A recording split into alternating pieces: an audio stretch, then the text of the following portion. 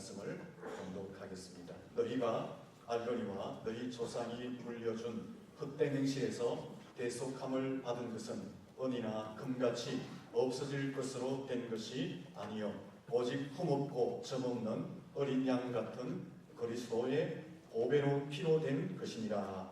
아멘. 할렐루야. 앞에 저를 인사합니다. 잘 되고 있습니다. 더 잘 될 것입니다. 한 번 더 인사합니다. 예수님의 보혈이 능력입니다. 하나님께서 사람들에게 열어주신 구원의 길은 오직 한 길밖에 없습니다. 오직 예수 그리스도를 통해서만 구원의 길을 열어주셨습니다. 사도행전 4장 12절에 보면 다른 이로서는 구원을 받을 수 없나니 천하 사람 중에 구원받을 만한 다른 이름을 우리에게 주신 일이 없음이라 하였더라. 다른 이름, 다른 길, 다른 방법, 다른 선택이 없고 오직 예수 그리스도를 통해서만 구원을 받을 수 있다라는 말씀입니다. 그러므로 다른 종교를 통해서, 다른 성인들을 통해서, 혹은 선행이나 업적이나 물질을 통해서 구원을 받을 수가 없습니다. 오직 예수 그리스도를 통해서만 구원받게 되는 줄로 믿습니다.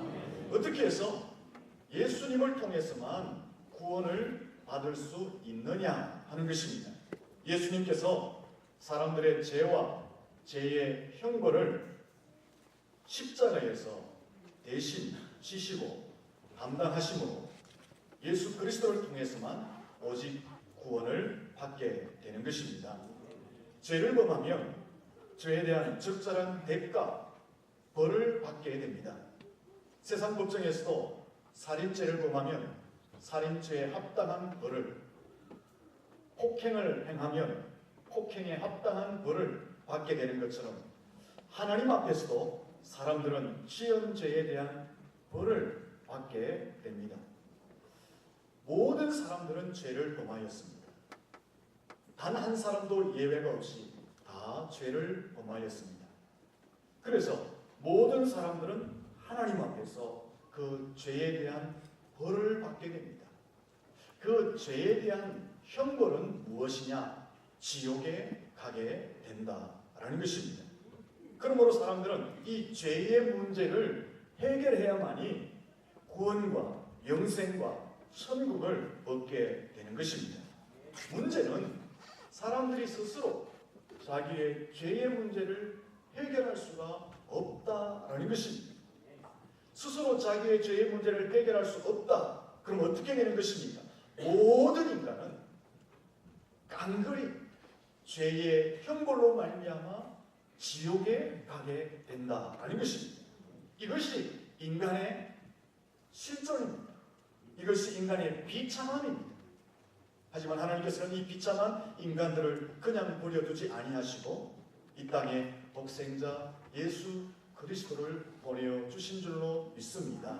예수님은 이런 비참한 인생들을 구원하시기 위해서 십자가에서 사람들의 죄와 죄의 형벌을 대신 지시고 고난받으시고 피 흘리시고 물 흘리시고 죽어 우리가 그 예수를 믿음으로 구원받게 되는 줄로 믿습니다.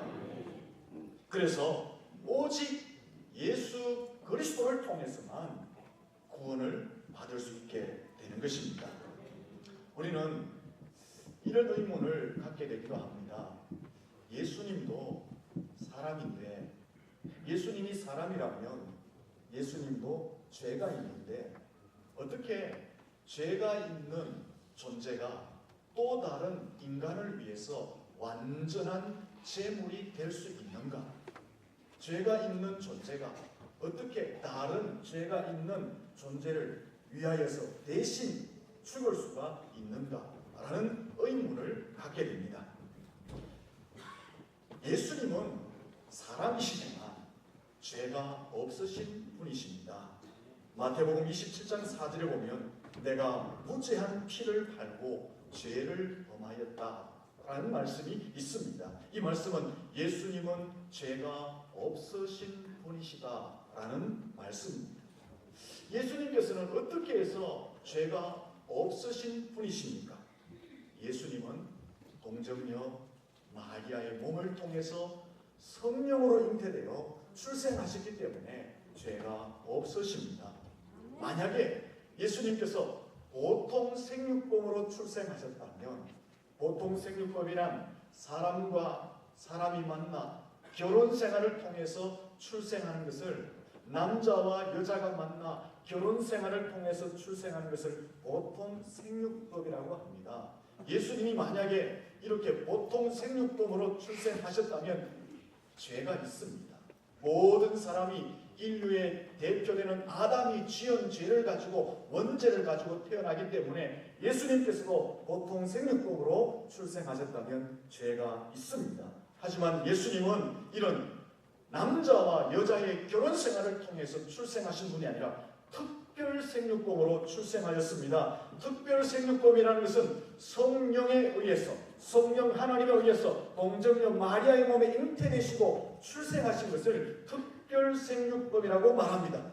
예수님께서는 보통 사람들처럼 출생한 것이 아니라 특별한 성령에 의해서 동정녀 마리아의 몸에 잉태되고 출생하셨기 때문에 죄가 없으시다라는 것입니다. 예수님이 죄가 없다는 것은 무엇을 의미합니까? 예수님이 죄가 없다는 것은 완전한 어린 양이 되어서 완전한 제물이 될 수 있다는 것을 설명하고 있는 것입니다. 사람들의 죄와 죄의 형벌을 대신 담당할 수 있는 완전한 형벌, 완전한 제물, 완전한 제물의 자격을 갖추었다는 것을 설명하고 있는 것입니다.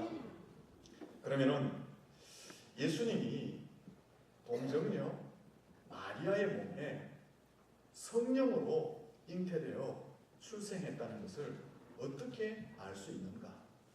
여러분, 예수님께서 성령에 의해서 남자와 여자를 통해서 결혼 생활을 통해서 출생하지 않고 성령에 의해서 동정녀 마리아의 몸을 입고 출생하셨다는 사실을 믿습니까? 안 믿는 분 안 계십니까? 예수님은 성령에 의해서 출생하신 것이 아니다, 사람과 사람 사이에서 출생했다, 혹시 생각하시는 분 안 계십니까? 예수님이 성령에 의해서 동정녀 마리아의 몸을 비롯 출생했다는 것이 과학적으로 증명이 되었습니다. 권위 있는 고고학자이자 성경학자인 론 와이어트라는 사람이 이스라엘 정부의 도움을 받아 2000년 전에 예수님께서 십자가에 설리신 그 보혈을 발견하고 그 보혈을 가지고 과학자들에게 예수의 보혈의 성분 분석 의뢰를 하였습니다. DNA를 조사했습니다.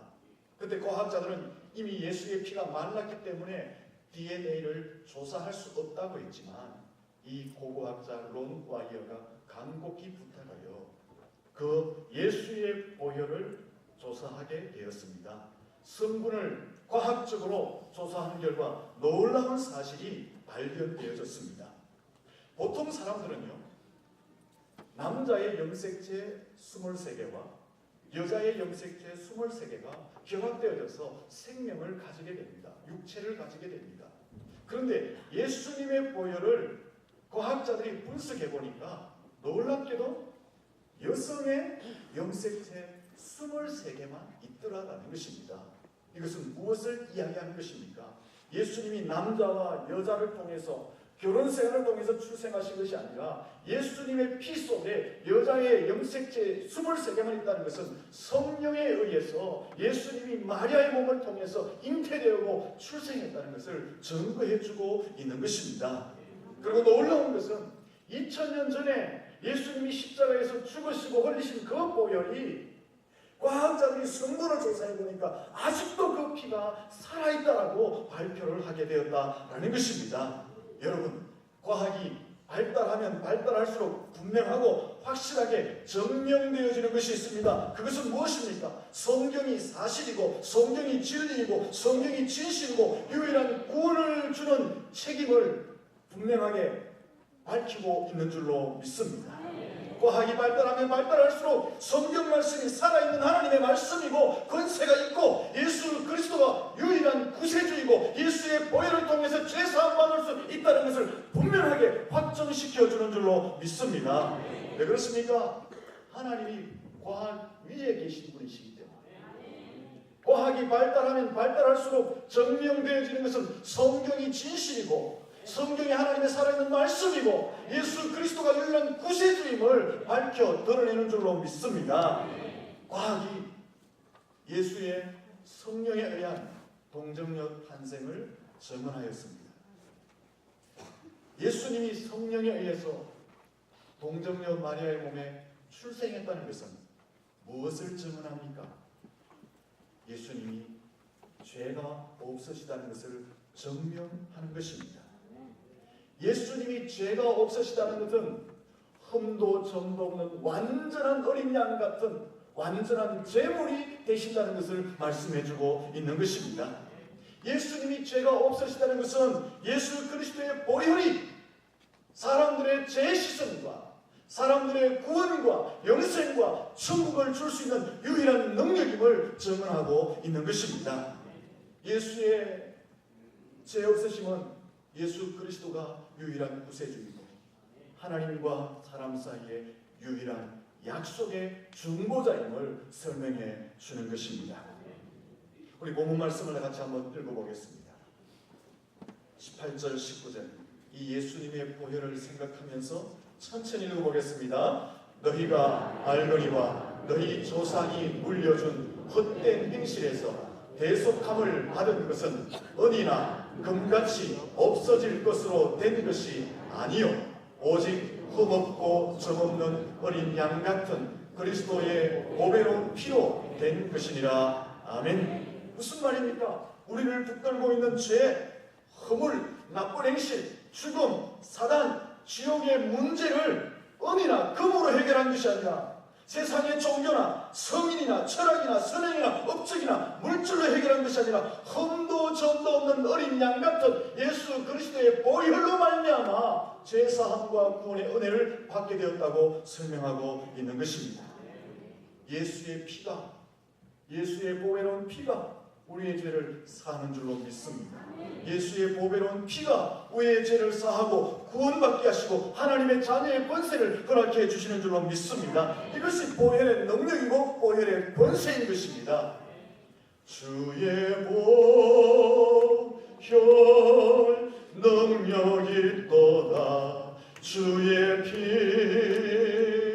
믿어 주의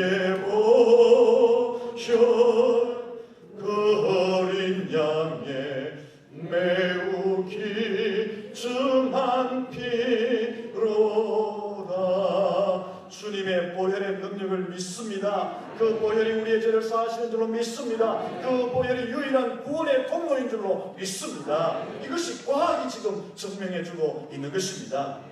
요한일서 1장 7절에 보면은 예수의 피가 우리를 모든 죄에서 깨끗게 하신다고 말씀하고 있습니다. 히브리서 9장 15절에 보면 예수님이 새 언약의 중보자로 영원한 기업을 허락해 주신다고 말씀하고 있습니다. 우리가 자유함을 얻고 죄에서 자유함을 얻고 영생을 얻고 영원한 천국을 기업으로 받게 되는 것은 은이나 금으로 되는 것이 아니라 보배로운 예수의 피로 되는 줄로 믿습니다. 오늘 저와 여러분이 그 보배로운 피의 적심을 받은 제사함 받은 하나님의 자녀들인 줄로 믿습니다. 옆 사람한테 인사할까요? 보배로운 피가 당신 가슴을 통과했습니다. 이제 오늘 세례와 승찬식이 있습니다. 세례는 제사함의 의식을 행하는 것입니다. 승찬식은 떡과 잔을 나누며 주님의 살과 피를 나를 위해, 나의 구원을 위해, 나의 죄사함을 위해 살과 피를 찢으신 주님의 고난을 묵상하는 것입니다.